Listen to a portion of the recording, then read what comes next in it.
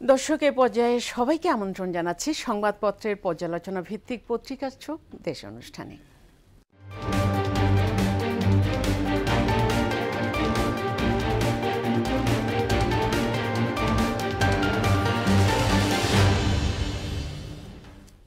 দর্শক, অনুষ্ঠানের আজকের অতিথি মোহনা টেলিভিশনের বার্তা সম্পাদক সুমন মোস্তাফিজ।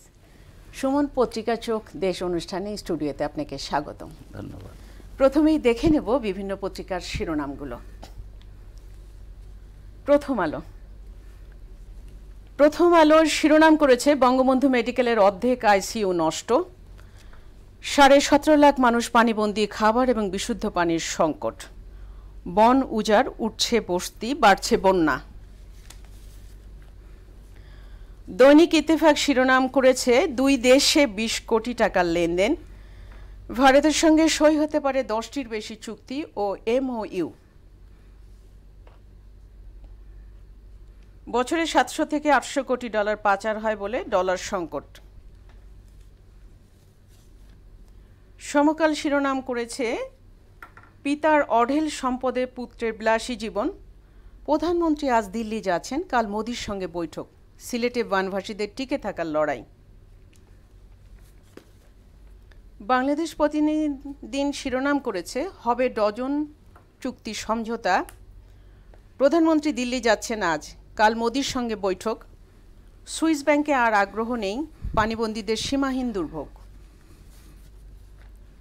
যুগান্তর শিরোনাম করেছে ছাগলে ধরা কালো বিড়াল, প্রধানমন্ত্রীর ভারত সফর বন্ধুত্বে বিকশিত হোক, 13টি চুক্তি এবং এমওইউ সই হতে পারে।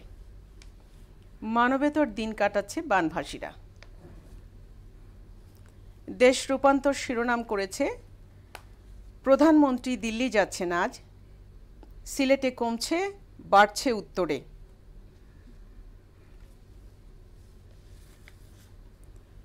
বণিক বার্তা শিরোনাম করেছে আজ ভারত সফরে যাচ্ছেন প্রধানমন্ত্রী, হতে পারে 10 চুক্তি সমঝোতা। ট্রান্স এশিয়ান রেলওয়ে রূপ নিচ্ছে ভারত বাংলাদেশ সংযোগ করিডোরে।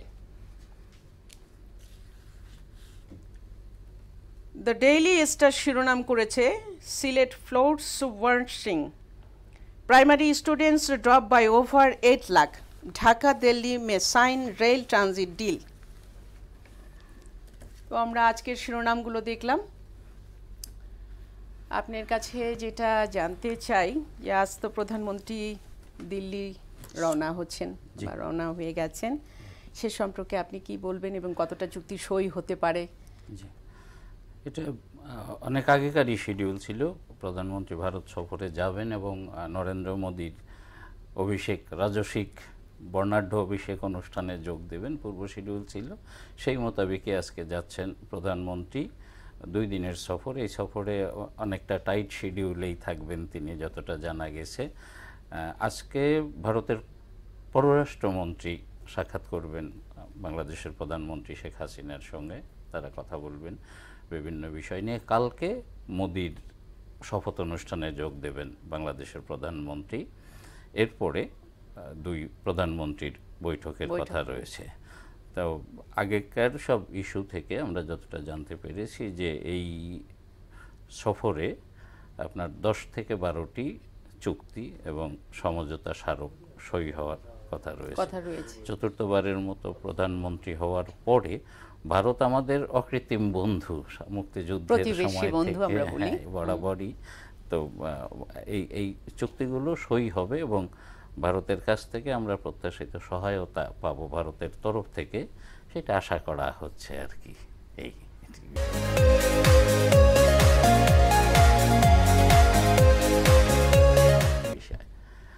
তো নেক্সট আমরা জানতে চাচ্ছি সিলেটের যে বন্যা পরিস্থিতি।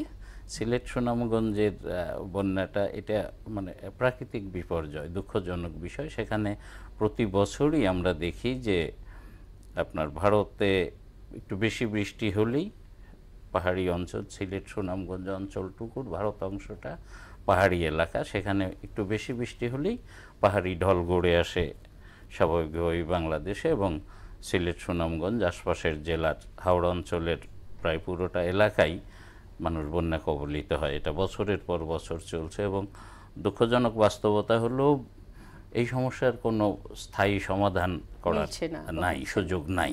সেই ক্ষেত্রে মানে প্রস্তুতি, পূর্ব প্রস্তুতি, বন্যা মোকাবেলায় কতটা আমরা প্রস্তুতি নিতে পারি, জানমাল কিভাবে রক্ষা করতে পারি, এই প্রস্তুতি ছাড়া আমাদের তেমন কিছু থাকে না। তো উজানের ঢলে টানা বৃষ্টি হয়েছে কয়েকদিন ভারতে, সেই উজানের ঢলে অলরেডি বন্যা শুরু হয়ে গেছে।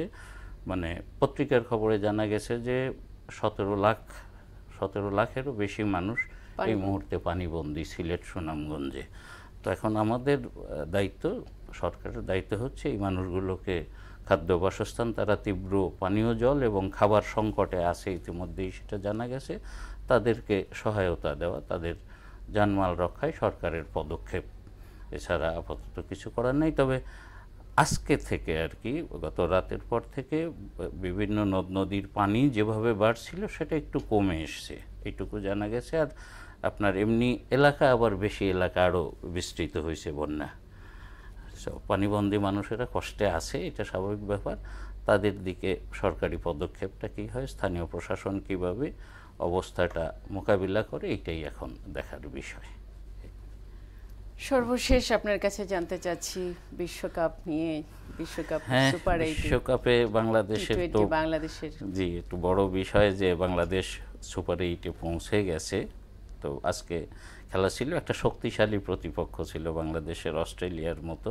তো সেখানে টস হেরে দুঃখজনকভাবে বাংলাদেশকে আগে ব্যাটিংয়ে যেতে হয়েছে এবং হতাশাব্যঞ্জক স্কোর বাংলাদেশের 140 রানে তারা থেমে গেছে তাদের ইনিংস। এবং এখানে একটা বিষয় লক্ষণীয় যে আমাদের অভিজ্ঞ ব্যাটম্যান যারা মিডল অর্ডারে যারা ছিলেন, সাকিব, মাহমুদুল্লাহ, এরাও ভালো করতে পারেননি আজকে। তুলনামূলকভাবে তরুণ খেলোয়াড়রা বরং একটু ভালো করেছেন, তারা মানে স্কোরে টিকেছিলেন, পেজে টিকেছিলেন আর কি। তার সেটাতে ভর করেই 140 রান করেছে বাংলাদেশ। তবে বাংলাদেশের জন্য অস্ট্রেলিয়ার মতো প্রতিপক্ষের সাথে আপনার এই 141 রানের টার্গেট, এটা তেমন কোনো টার্গেট না। সো এটা হতাশার কথা শোনাতেই হচ্ছে। আমরা আশাবাদী হতে পারতাম বাংলাদেশের স্কোরটা যদি অ্যাটলিস্ট 180-র দিকে বা 200-র কাছাকাছি পৌঁছাতে পারতো বাংলাদেশ, সেক্ষেত্রে একটু স্বপ্ন দেখা যেত। এখন আমার মনে হয় যে আমাদের শেষ পর্যন্ত দেখা অপেক্ষা করা। ওকে সুমন, আপনাকে ধন্যবাদ স্টুডিওতে আসার জন্য, সময় স্বল্পতার জন্য শেষ করতে হচ্ছে।